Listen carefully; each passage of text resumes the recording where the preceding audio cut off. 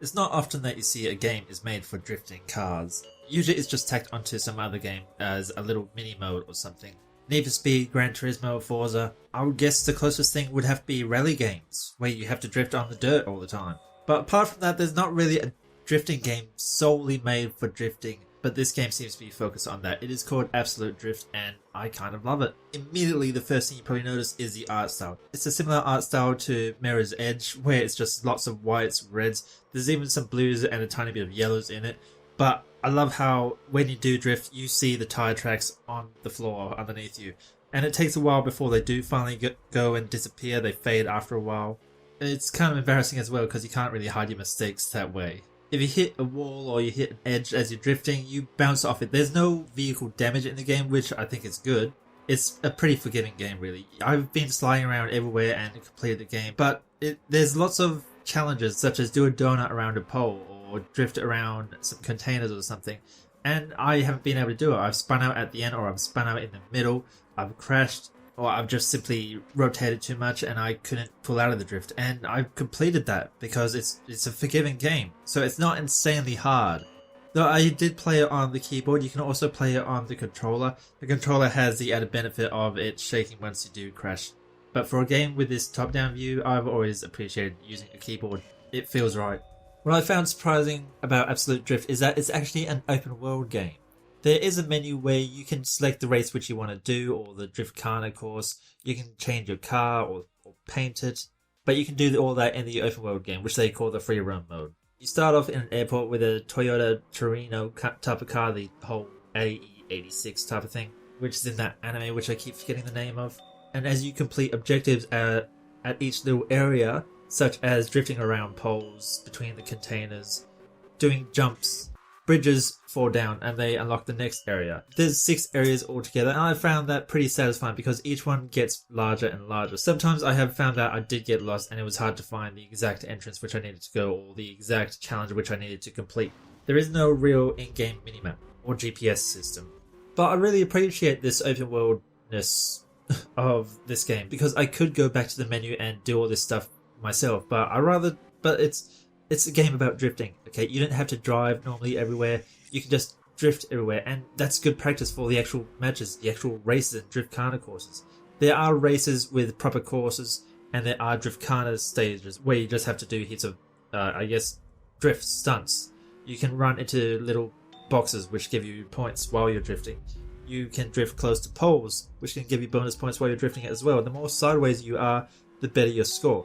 And if you can chain your drift to the next drift and so on and keep it going for as long as possible, you get a multiplier on your drift score. So it's a hard game to master, but with that open worldness the game has, there's plenty of time to practice. I just love driving around it and exploring it. If I wanted to change my car into the other cars, such as the Toyota 86, the Supra, the Hoon Wagon as they call it, and some others which I don't want to spoil for you, then I could do that, and then I could just drive through that little paint spray type of area if I wanted it painted. It is weird that the default color of the car is white, considering most of the game is freaking white. I found that annoying trying to find the exact paint color, and I couldn't really... The paint shop really does it randomly. I found that really annoying. The actual driving, though, is where the game really shines. I'm not sure if it really feels realistic, because I have played more realistic driving games than this, or maybe it's just the view. A lot of these games, such as Gran Turismo and stuff, they give you the third-person view, so when you are drifting, you can't exactly look around you. The best way you can look around you is if you probably had a VR headset. But in this top-down view, I usually hate this view, honestly, but it made sense for a drifting game. The sound is pretty good too. There's a whole soundtrack by Knight. You can check out his YouTube channel. Their YouTube channel? I don't know. It's a lot of smooth, chill-out dance music type of stuff. Most of it's pretty good.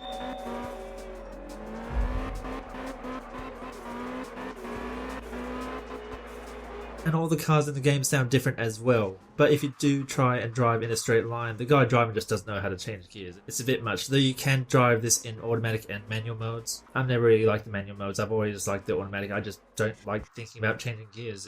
That part of driving isn't fun for me. But I know it would make this game a lot harder. So you can go through this open world to level 6 or 7 to finish the actual game. And on the way, you find that his courses unlock, and you can drive into them as you unlock each stage, each area of the open world. So you have a choice to do them. You don't have to do them. You can just keep going through the open world area.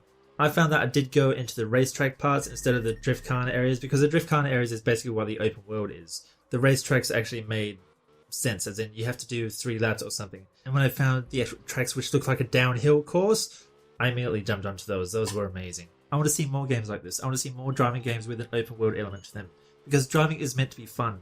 Going through a menu screen is not fun. Look at Grand Theft Auto. It's fun driving those cars, at least for me. It's fun driving cars at Gran Turismo and stuff. I want to drive through an open world, select the areas I want to go to instead of go through a damn menu screen. I don't care what the music or the flashy ping sounds which appear when you do click on a menu icon. I like driving, and this game is about that driving fun. And it was a good decision for them because it's about drifting, it's about fun. It's easy to start driving and hard to master. And having this open world element just makes you practice more. Love it. The game takes about 2 or 2.5 hours to complete. Well, it is $12 on Steam, $7 at the moment in the Steam sale.